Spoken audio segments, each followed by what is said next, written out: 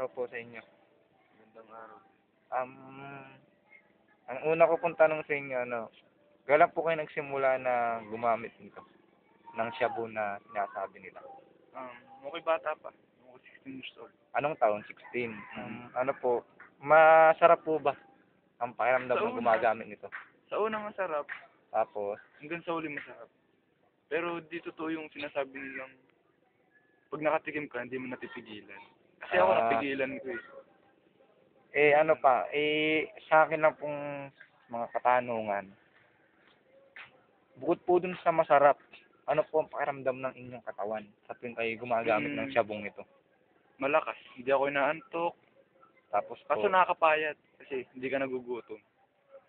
ibig sabihin, malakas din ang trip ng gumagamit ng Malakas ang trip shabu. kasi pag may ginawa kang isang bagay, yun lang ang gagawin mo. Wala nang iba. Pero para sa akin, mas masarap ang marijuana. Marijuana. Weed kung tawagin. Bukod sa marijuana, na-addict ka rin ba sa alak? Ay, di ako na-addict sa alak. Para sa iyo, ano paramdam ng alak? Sa akin, hindi kasi masarap ang alak. Gumuguhit sa lalamunan.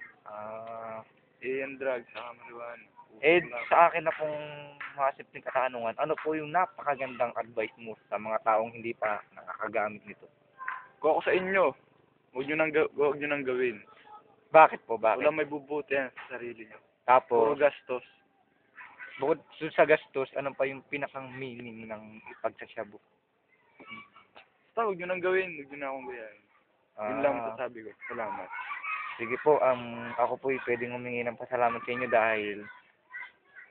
dahil nga po sa simpleng tanong po nasagot niyo, pero may nakuha akong magandang kahulugan sa tanong na ito.